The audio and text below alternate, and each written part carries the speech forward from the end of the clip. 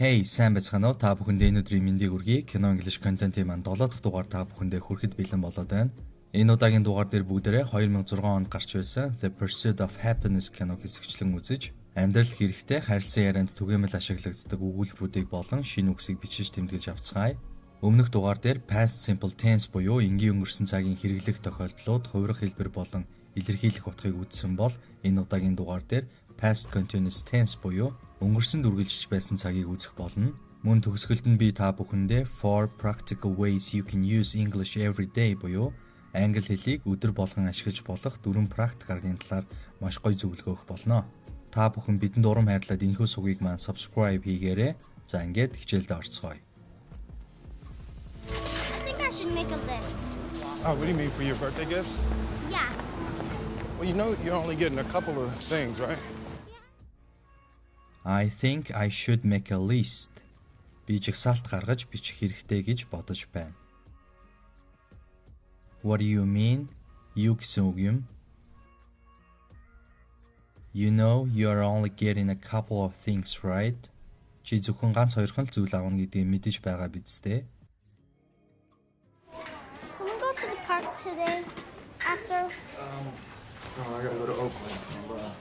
Maybe. We'll see. Because Can we go to the park today? Хоёулаа өнөөдөр цэцэрлэг түрээлэн явж болох уу? I gotta go to Oakland. Би Oakland руу явах ёстой. Give me a kiss. Намайг үнсээрэй. thank you very much for the opportunity to discuss it with you. I appreciate it. We just don't need it, Chris. It's unnecessary and expensive. Well, maybe next. Thank you. Thank you for the opportunity to discuss it with you. Өөртөө чинь энэ талаар ярилцах боломж олгосонд баярлалаа. Энэ өгүүлбэрээс бүгдээрээ хоёр шинэ үгийг сурцгаая. Эхний үг нь opportunity, аз завшаан, аятайхан тохиол, боломж, бололцоо. Хоёр дахь үг нь discuss, хилэлцэх, зөвшөлдсөх, ярилцах. I appreciate it. Би үүнд маш их талархаж байна. Энэ өгүүлбэрээс appreciate гэсэн шинэ үгийг бичиж тэмдэглэж авъя. Appreciate үнэлэх, сайшаах, талархах, баярлах, хүндэтгэх. We just don't need it. Бидэнд энэ зүйл хэрэггүй. It's unnecessary and expensive. Энэ үнэхээр ямар ч хэрэггүй, бас үнэтэй. За энэ өгүүлбэрээс бүгдээрээ хоёр шинэ үгийг бичиж авъя. Эхнийх нь unnecessary хэрэггүй, илүүц, илүүдэл. Хоёр дахь үг нь expensive, үнэтэй, өндөр өртөгтэй. Look, I can't get Christopher today. Oh, no, you don't, Chris. I'm back on at 7. I know I have got to go to Oakland. So I gotta get Christopher home, feed him, bathe him, get him in bed, and be back here by 7. Look, I can't get Christopher today. Сонс би өнөөдөр Кристофыг авч чадахгүй. I'm back on at 7. Би 7 цагт буцаж ирнэ. So, I gotta get Christopher home, feed him, bath him, get him in the bed, and be back here by 7. Тэгээд би Кристоферыг гэртээ хүргээд, хооллоод, усанд оруулаад, оронд нь оруулчаад 7 цаг гээд энд буцаж ирэх юм уу? Энэ өгүүлбэрээс бүгдээрээ хоёр шинэ үгийг тэмдэглэж авъя.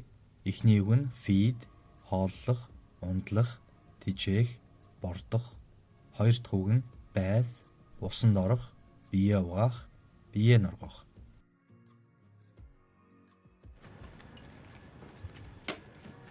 Get ready for bed. Yeah, put your plate in a sec. Let's get ready for bed. Оронд орохдоо бэлдээрэй. Put your plate in the sink. Тавга угаалт урлуу хий. We're going to come out of this. Everything is going to be fine, all right? You said that before. When I got pregnant, it'll be fine. So you don't trust me now? We are gonna come out of this. Бид энэ нөхцөл байдлаасаа гарах болно. Everything is gonna be fine, all right? Бүх зүйл зүгээр болох болно заа юу? You said that before when I got pregnant. Чи өмнө нь намайг жирэмсэн болоход наад үгээ хэлж л байсан. Энэ өгүүлбэрээс бүгдээрээ pregnant гэдэг шинэ үгийг бичиж тэмдэглэж авъя. Pregnant, жирэмсэн, хөлхүнд, бие давхар. What were you doing before you were arrested? I was painting my apartment. Is it dry now? I hope so. What were you doing before you were arrested? Чи баривчлагдахаас өмнө юу хийж байсан юм бэ? Эндээс arrest гэсэн шинэ үгийг сурцгаая. Arrest, баривчлах, гавлах, хорих, саатуулах, битүүмжлэх. I was painting my apartment. Би байраа бодож байсан юм. Is it dry now? Одоо наадах чинь хацчихсан уу? I hope so. Тэгжил найдаж байна. You got a dream. You got to protect it. People can't do something themselves. They want to tell you you can't do it. You got a dream. You gotta protect it. Чамд мөрөөдөл байгаа бол түүнийгээ хамгаалах ёстой. Энэ өгүүлбэрээс dream, protect гэсэн хоёр шинэ үгийг сурч авцгаая. Эхнийх нь dream, зүүд, мөрөөдөл. Хоёр дахь нь protect, хамгаалах, өмгөөлөх, өмөөрөх. People can't do something themselves. They wanna tell you you can't do it. Хүмүүс өөрсдөө ямар нэгэн зүйл хийж чаддгүй болохоро тэд чамд чи үүнийг хийж чадахгүй гэж хэлхийг хүсдэг юм. Dad, you don't have a shoe. Yep, I know. Wanna know what happened? Yeah.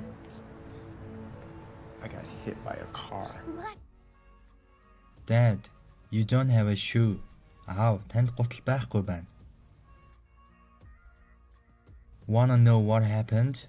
Юу болсныг мэдмээр байна уу? I got hit by a car. Би машинд мөргүүлчихсэн. Assistance to you. Can you be here in 20 minutes? 20 minutes, absolutely. Just had someone cancel. Come now. I'll give you a few minutes before the 49ers. Can you be here in 20 minutes? Чи 20 минутын дотор энд хүрээд ирж чадах уу? Just had someone cancel.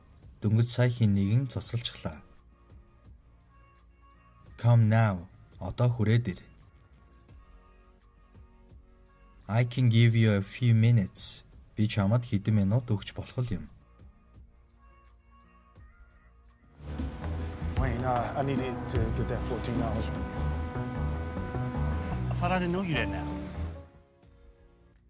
I need to get that $14 from you. Би чамаас нөгөө $14 авах хэрэгтэй байна. I thought I didn't owe you that now. Би одоо чамд өргүүл гэж бодсон. Эндээс бүгдээрээ owe гэсэн шинэ үгийг сурч авцгаая. Owe, үр тавих, зээлэх, өртөө байх. Why? Why what? Why would you think you don't owe me my money? I helped you move. Why what? Юу яагаад гэж? Why would you think you know me my money? Яагаад чи надад өргүү гэж бодсон юм бэ? I helped you move. Би чамайг нөхөд чинь тусалсан биз дээ. Chris, you got $5? I left my wallet upstairs. Let me run up and grab that for you, Mr. Fromm. No, I gotta be at Cal Bank at 4 and I'm late. Chris, you got $5. Chris, чамд $5 байна уу? I left my wallet upstairs. Би түрүүчээ дээр орхичихжээ. Энэ өгүүлбэрээс wallet гэсэн шинэ үгийг суръя. Wallet, түрүүч, хитвч. Let me run up and grab that for you. Би гүйж очоод танд аваад ирье. I gotta be in Cal Bank at 4. Би Cal банкн дээр 4 гэхэд байх ёстой. I'm late. Би хоцорч байна. Эсвэл би хоцорчлоо гэж орчуулж болно. Listen, whatever happens, you've done a fantastic job, Chris. I mean that. Take care of yourself. Listen, whatever happens, you've done a fantastic job. Сонс, юу ч болсон бай, чи үнэхээр гайхалтай ажилласан. I mean that. Би үннээсээ хэлж байна шүү. Take care of yourself. Бие бодоорой. За ингээд бүгдээрээ The Pursuit of Happiness киног үзэж амьдрал түгээмэл хэрэглэгддэг 44 өгүүлбэрийг бичиж тэмдэглэж авлаа. Одоо бүгдээрээ дараагийн хэсэг болох дөрмийн хичээлдээ орцгоё. Өнөөдрийн дугаарт Past Continuous Tense буюу өнгөрсөнд үргэлжилж байсан цагийн хэрэглэх тохиолдлууд, хувирах хэлбэр болон илэрхийлэх утгыг үзэх болно. Эхлээд бүгдээрээ Past Continuous цагийн хэрэглэх тохиолдлууд буюу ямар үед ашигладаг болохыг нь сурцгаая. Нэгдүгээрт Interrupted action in the past буюу өнгөрсөн цагт болж байсан ямар нэгэн үйл явдал төр зур зогсож саадсан тухай өгүүлэхдээ энэхүү цагийг ашиглаж болно. Бүгдээрээ жишээ өгүүлбэрүүдэд харцгаая. I was watching TV when she called. Түүнийг залгах үед би зурагт үзэж байсан. While we were having the picnic, it started to rain. Биднийг зугаалж байхад бороо орж эхэлсэн. What were you doing when the earthquake started? Газар хөдөлж эхлэхэд чи юу хийж байсан юм бэ? Хоёрдугаарт parallel actions in the past буюу өнгөрсөнд болсон зэрэгцсэн үйл явдлын талаар ярихдаа ашиглаж болно. Жишээ өгүүлбэрүүдийг харцгаая. I was studying while he was making dinner. Түүнийг оройн хоол хийх зур би хичээлээ хийж байсан. While Ellen was reading, Tim was watching TV series. Ellen ном уншиж байх үед Tim телевизийн цуврал үзэж байсан. They were eating dinner and discussing their plans. Тэд оройн хоол идэнгээ төлөвлөгөөгөө ярилцсан. Гуравдугаарт something that happened before and after a specific time буюу тодорхой нэг цаг хугацааны өмнө эсвэл дараа болсон зүйлийн талаар ярихдаа ашиглаж болно. Жишээ нь Yesterday at this time I was sitting at my desk at work. Өчигдөр яг энэ цаг мөчид би ажлынхаа ширээн дээр сууж байсан. At midnight we were still driving through a desert. Шөнө дундын үед бид элсэн цөлөөр машинтайгаа явж л байсан. Last night at 6 p.m. I was eating dinner. Өчигдөр орой 6 цагт би хоолоо идэж байсан. Дөрөвдүгээрт something continued for some time in the past буюу өнгөрсөн цагт хэсэг хугацаанд үргэлжилсэн үйл явдлын талаар хэлэхдээ энэ цагийг ашиглаж болно. Жишээ нь My head was aching. Миний толгой өвдөж байсан. Everyone was shouting. Хүн бүхэн л хашгирч байсан. Тавдугаарт something that happened again and again буюу дахин болж байдаг үйл явдлын талаар ярихдаа ашиглаж болдог. Жишээ нь She was always coming to class late. Тэр үргэлжил хичээлдээ хоцорч ирдэг байсан. He was constantly talking. He annoyed everyone. Тэр байнга л ярьдаг байсан. Тэр хүн бүхнийг уурлуулж бохимдуулдаг. I didn't like them because they were always complaining. Тэд надад таалагддаггүй. Учир нь тэд нар үргэлжил гомдолж байсан. Одоо бүгдээрээ past continuous цагийн хувирах хэлбэрийн талаар үздэцгээе. Ерөнхийдөө энэ цаг нь JJ байсан, JJ байлаа, JJ байв гэх утгаар илэрхийлэгддэг. Эхлээд positive буюу баттгах хэлбэрийг харъя. Subject буюу эзэн бие үйл үгийн өнгөрсөн цагийн хувирал болох was, were буюу үйл үг араасаа ing авна. Object буюу тусагт хүн. Бүгдээрээ жишээ болгож run буюу гүйх гэсэн үйл үгийг авцгаая. I was running. He was running. She was running. It was running. You were running. We were running. They were running. Ингээд жишээ өгүүлбэрүүдээ авч үзье. I was studying when she called. Түүнийг залгахад би хичээлээ хийж байсан. Peter was reading a book yesterday evening. Peter өчигдөр орой ном уншиж байсан. Andrew was always coming late. Andrew үргэлжил хоцорч ирж байсан. They were playing football at 9 a.m. this morning. Тэд өнөө өглөө 9 цагт хөл бөмбөг тоглож байсан. Одоо бүгдээрээ negative буюу үгүйсгэх хэлбэрийг харъя. Үгүйсгэх хэлбэр үүсгэхийн тулд was, were туслах үйл үгийн араас not орно. Гол үлэг ing авсан хэлбэрээр орно. I wasn't running. He wasn't running. She wasn't running. It wasn't running. You weren't running. We weren't running. They weren't running. За бүгдээрээ өмнөх жишээ өгүүлбэрүүдийг үгүйсгэх хэлбэрт оруулж харцгаая. I wasn't studying when she called. Би түүнийг залгахад хичээлээ хийгээгүй байсан. Peter wasn't reading a book yesterday evening. Peter өчигдөр орой ном уншаагүй байсан. Andrew wasn't always coming late. Andrew үргэлж хоцорч ирдэггүй байсан. They weren't playing football at 9 a.m. this morning. Тэд өнөө өглөө 9 цагт хөл бөмбөг тоглоогүй байсан. Одоо question буюу асуух хэлбэрийг харцгаая. Эхлээд бүгдээрээ general question буюу ерөнхий асуултын хэлбэрийг авч үзнэ. Ерөнхий асуулт гэдэг нь тийм үгүй гэсэн богино хариулт шаардсан асуулт юм. Асуух хэлбэрт was were туслах үлэг нь эзэн биеийн өмнө ордог. Гол үлэг мөн адил ing авсан хэлбэрээр орно. Was I running? Was he running? Was she running? Was it running? Were you running? Were we running? Were they running? Жишээ өгүүлбэрүүдээ харцгаая. Were you studying when she called? Чи түүнийг залгахад хичээлээ хийж байсан уу? Хариулахдаа богино хэлбэрээр хариулна. Yes, I was. Тийм ээ, би хийж байсан. Эсвэл No, I wasn't. Үгүй, би хийгээгүй байсан. Was Peter reading a book yesterday evening? Peter өчигдөр орой ном уншиж байсан уу? Yes, he was. Тийм ээ, тэр уншиж байсан. Эсвэл No, he wasn't. Үгүй, тэр уншаагүй байсан. Одоо бүгдээрээ special question буюу тусгай асуултын хэлбэрийг авч үзье. Тусгай асуулт гэдэг нь дэлгэрэнгүй мэдээлэл шаардсан асуулт. Special question дээр WH нийлэмжээр эхэлсэн асуух үгнүүдийг ашигладагаараа онцлог. WH нийлэмжээр эхэлсэн асуух үгнүүдийн талаар өмнөх хичээлдээр дэлгэрэнгүй үзсэн тул дахин давтцаах шаардлагагүй гэж бодож байна. Тусгай асуулт нь was were туслах үйл үгийн өмнө ордог. Ингээд жишээ өгүүлбэрүүдээ харъя. Why was he always coming late?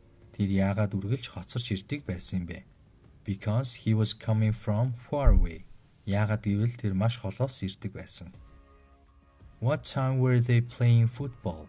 Тэд нар хэдэн цагт хөл бөмбөг тоглож байсан бэ? They were playing football at 9 a.m. this morning. Тэд өнөө өглөө 9 цагт хөл бөмбөг тоглож байсан. За энэхүү бүгдээрээ past continuous tense буюу өнгөрсөнд үргэлжилж байсан цагийн тухай үзлээ. Асуух тодруулах зүйл байвал комент хэсэгт бичээрэй. Ерөнхийдөө энэхүү цагийн хувьд анхаарах чухал зүйлс гэвэл эзэн бие үйл үгийн өнгөрсөн цагийн хувирал болох was were-тэй хоршиж орно. Гол үйл үг араасаа ing авсан хэлбэртэй орох ёстой. Мөн та бүхэн хэрэглэх 5 тохиолдлуудыг сайтар өөрийн болохоор өнөөдөр үзсэн 4 хичээлээ баттгахын тулд та бүхэн Google-с past continuous tense exercises гэж хайгаад дасгал ажиллахийн тест бүглөөрэй. Одоо бүгдээрээ сүүлийн хэсэгтээ орцгоё. Энэ удаа би та бүхэндээ for practical ways you can use English every day буюу англи хэлийг өдөр болгон ашиглаж болох 4 практик аргын талаар маш гоё зөвлөгөө өгөх гэж байна. Эхний арга use language exchange.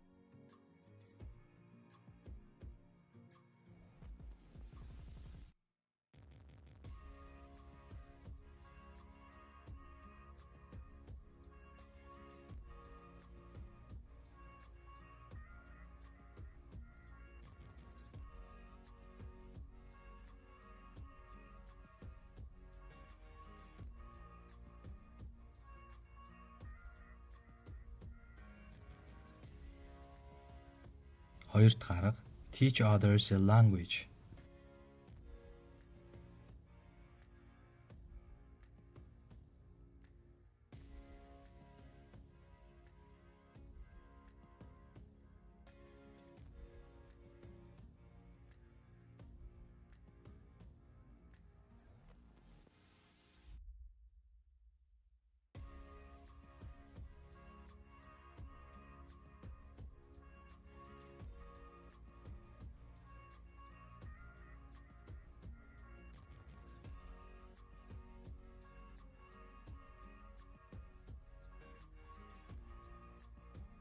3. Keep a journal or blog.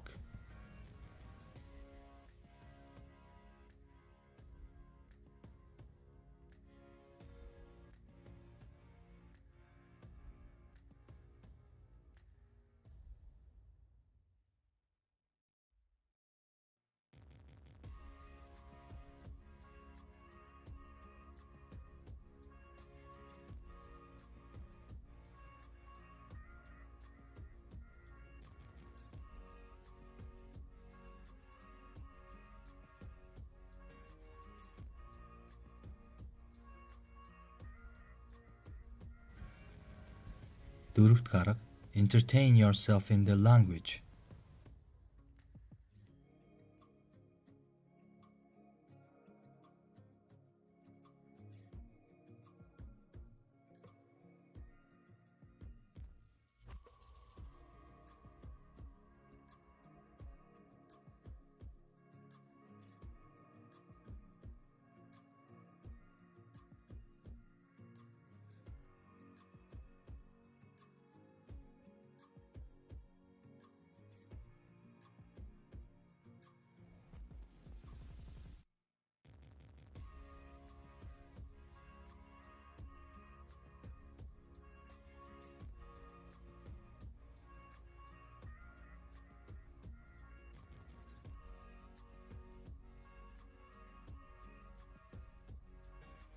За ингээд миний бэлтгэсэн кино English content-ийн маань 7 дахь дугаар та бүхэндээ хүрлээ. Subscribe дарахаа бүү мартаарай. Дараагийн дугаараар уулзлаа. Түр баяртай.